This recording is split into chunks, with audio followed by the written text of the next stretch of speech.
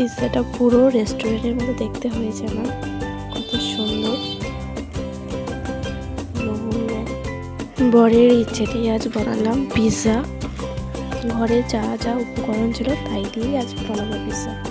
প্রথমে ইস্টটাকে 3 ঘন্টার জন্য জলে ভিজিয়ে রাখবো। তারপরে আমি ময়দা নিলাম, ময়দার মধ্যে একটু নুন, চিনি আর একটু তেল দিয়ে ভালো করে ময়াম করে নেবো। দিয়ে ইস্টে ভেজানো জলটা দিয়ে মাখিয়ে নেবো। মাখিয়ে একটা এয়ারটাইট টিফিন বক্সের মধ্যে 3 ঘন্টার জন্য রেস্ট করে দেবো। তারপরে ক্যাপসিকাম, টমেটো ছিল, আজ বৃহস্পতিবার তাই ভেজ করছি। ক্যাপসিকাম ও টমেটোগুলোকেও ছোটো ছোটো করে কেটে নেব। আর পনির ছিল, পনিরকেও ছোটো ছোটো করে টুকরো করে কেটে নেব। পনিরটাকে একটু নুন, হলুদ, লঙ্কা গুঁড়ো দিয়ে মাখিয়ে একটু হালকা আঁচে ভেজে নেব।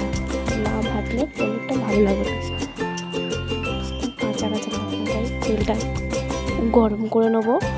গরম করে পনিরগুলো হালকা আঁচে ভেজে নেব। পনিরগুলো খুব ডিপ ফ্রাই করলে হবে না, হালকা ফ্রাই করে নিতে হবে যাতে নরম নরম থাকে। দিয়ে সবজিগুলোকেও সেম হালকা আঁচে ভেজে নেব। না ভাজলে সবজিটা কাঁচা গন্ধ থাকে, তাই হালকা করে আমি ভেজে নিয়েছি। তারপরে টিফিন বক্সে যে 3 ঘন্টায় রেস্ট করেছিলাম যে ময়দা বেসটা, ওটাকে ভালো করে একটু হাত দিয়ে মাখিয়ে, আমার বাড়িতে একটা থালা ছিল, থালার মধ্যে একটু তেল ব্রাশ করে ময়দাটাকে হাত দিয়ে ভালো করে চেপে চেপে থালার মধ্যে বেলে নিতে হবে।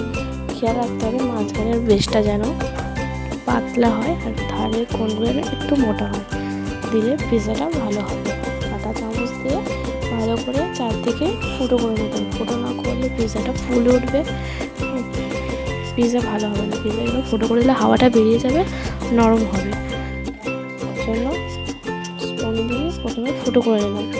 ফুটো করে পরে আমার কাছে মেয়োনিজ আর পিৎজা পাস্তা সস আর চিলি সস ছিল, তিনটে দিয়ে ভালো করে মিশিয়ে নিলাম। মিশিয়ে পুরো ময়দাটাকে কভার করলাম। কভার করে আমি 2টো কাঁচা পনির রেখে দিয়েছিলাম। কাঁচা পনিরটাকে ভালো করে গ্রেট করে নিলাম। গ্রেট করে নিয়ে একটু চিজ লাগবে। চিজ না হলে পিৎজা ভালো লাগবে না, তাই তারপর ভাজা পনিরগুলোকে সুন্দর করে সাজিয়ে নিলাম। ভেজিটেবলগুলো ভালো করে সাজিয়ে নেবো, ক্যাপসিকাম ও টমেটোগুলোকে।